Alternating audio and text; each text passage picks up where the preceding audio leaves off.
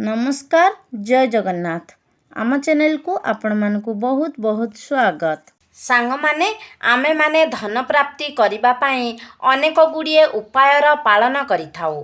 तेबे भारतीय तंत्रशास्त्र रे धन को आकर्षित करिबा पाई अनेक गुड़िए चमत्कारी उपाय विषय रे वर्णना करा जायछि। तेबे एही तंत्रशास्त्र रे किछि वृक्षलता विषय रे मध्य उल्लेख करा जायछि। एपरि किछि वृक्षलता रहिछि जेउ वृक्षलता माध्यम रे आमे आमर मनस्कामना को पूर्ण करि पारिबा। तेबे आजिर एही भिडियो रे मु आपण माननकु सेही भली गोटिए गछ विषय रे कहिबाकू जाउछि जेउ गछ माध्यम रे आपण आपणकर अनेक मनस्कामना को पूर्ण करि पारिबे। तो आपण भिडियो रे जेउ गछटी को देखुचंती सेही गछटी को ब्रह्मदंडी कहा जाई थाए। अनेक अंचल रे एहाकू सत्यानाशी गछ बोली मध्य कुहा जाई थाए एवं हिंदू पुराण रे एहाकू स्वर्णश्री बोली मध्य कुहा जाई थाए। तेबे एहाकू ब्रह्मदंडी एथिपाई कुहा जाई थाए कारण ब्रह्मदेव एहाकू आम धरार कल्याण पाई से पृथ्वी को पठाई थिले। तेणु एहाकू ब्रह्मदंडी कुहा जाई थाए। सत्यानाशी एथिपाई कुहा जाई थाए कारण एहा कौनसी भी व्यक्तिर दुर्भाग्य को नाश करि पारि थाए।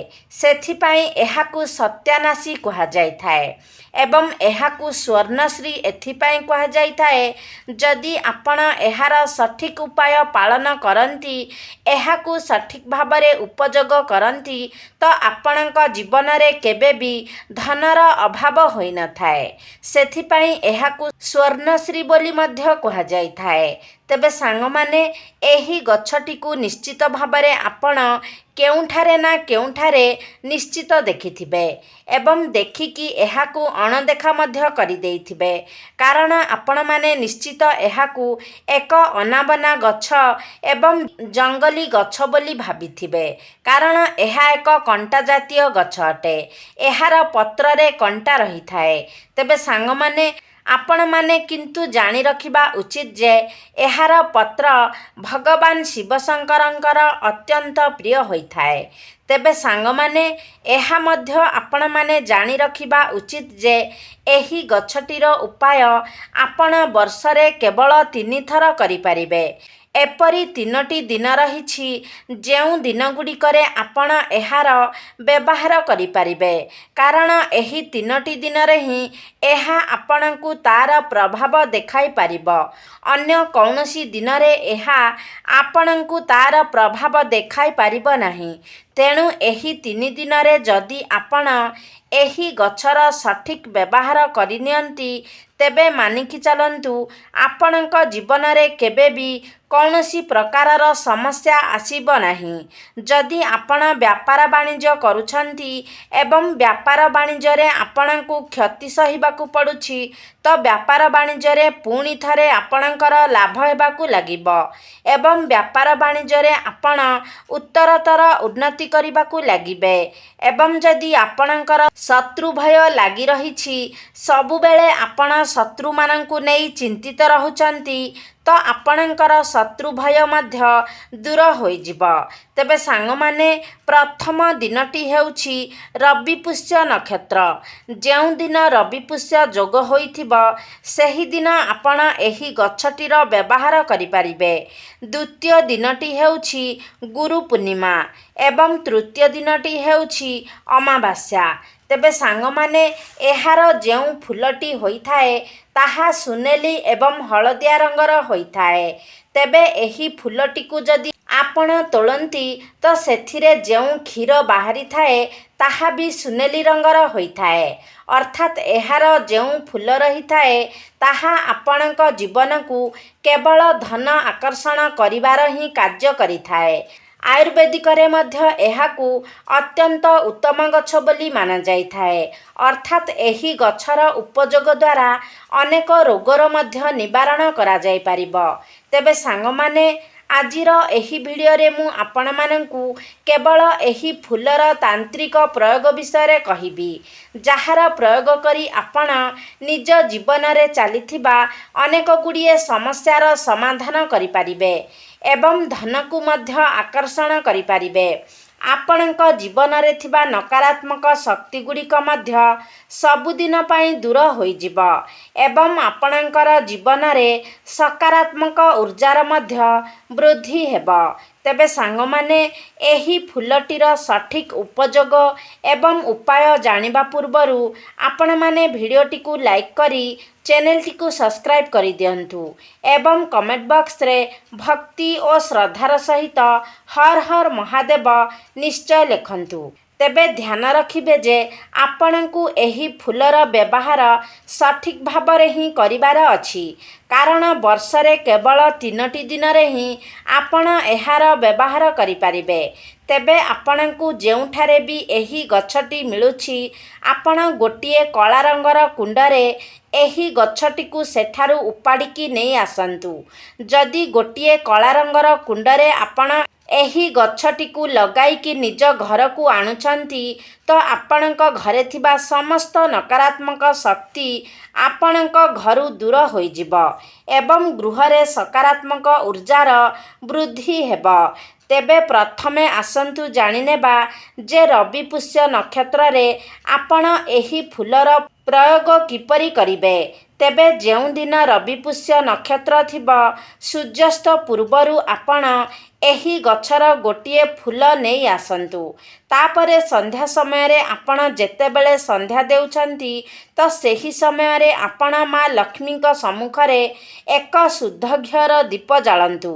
ତାପରେ ଆପଣ ଯେଉଁ ଫୁଲଟିକୁ ନେଇଥିବେ, ସେହି ଫୁଲଟିକୁ ଆପଣ ମା ଲକ୍ଷ୍ମୀଙ୍କୁ ଅର୍ପଣ କରିବେ ଏବଂ ତାପରେ ଆପଣ ମା ଲକ୍ଷ୍ମୀଙ୍କର ବୀଜମନ୍ତ୍ରର ଜପ କରିବେ। ଓମ୍ ଶ୍ରୀଂ ଶ୍ରିୟା ନମଃ। ତ ଏହି ଫୁଲଟିକୁ ଅର୍ପଣ କରିସାରିବା ପରେ ଆପଣ ଏହି ମନ୍ତ୍ରକୁ 1001 ଥର ଜପ କରିବାର ଅଛି।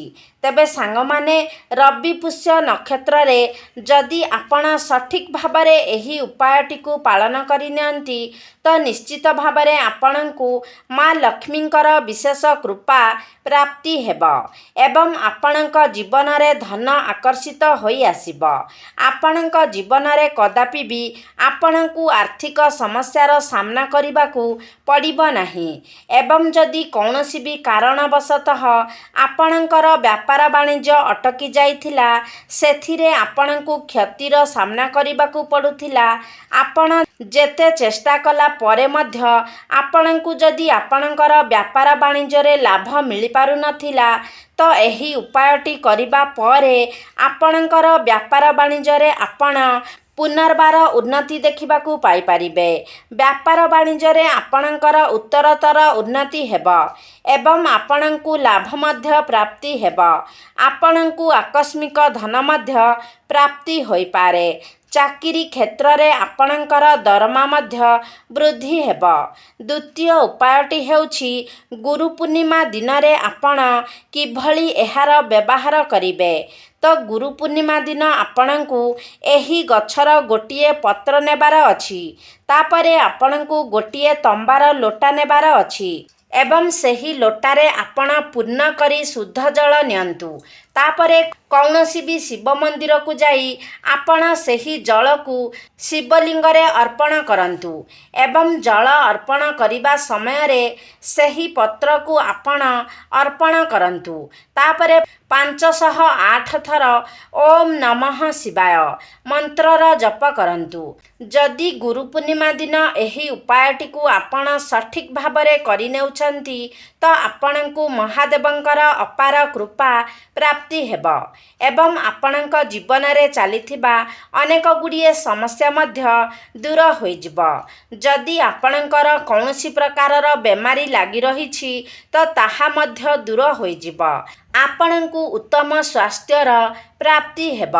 ଗୃହରେ ସୁଖ ସମୃଦ୍ଧି ଧନ ଦୌଲତର ବୃଦ୍ଧି ହେବ। ତୃତୀୟ ଉପାୟଟି ହେଉଛି ଅମାବାସ୍ୟା ଦିନ। ତ ଅମାବାସ୍ୟା ତିଥିରେ ଆପଣଙ୍କୁ ଏହାର ଗୋଟିଏ ଫୁଲ ତୋଳିକି ଆଣିବାର ଅଛି ଏବଂ ଆପଣଙ୍କୁ କୌଣସି ବି ଶନି ମନ୍ଦିରକୁ ଯିବାର ଅଛି। ତାପରେ ଆପଣ ଶନି ମନ୍ଦିରରେ ଏକ ଘିଅର ଦୀପ ଜଳାନ୍ତୁ। ତାପରେ ସେହି ଫୁଲଟିକୁ ଅର୍ପଣ କରି ଆପଣ ଶନି ଚାଳିଶାର ପାଠ କରନ୍ତୁ। ତେବେ ଶନି ଚାଳିଶା ଆପଣଙ୍କୁ 7 ଥର ପାଠ କରିବାର ଅଛି। ତେବେ ଏହି ଉପାୟଟିକୁ ଆପଣଙ୍କୁ ସୂର୍ଯ୍ୟାସ୍ତ ପରେ କରିବାର ଅଛି, ଅର୍ଥାତ୍ ସନ୍ଧ୍ୟା ସମୟରେ କରିବାର ଅଛି।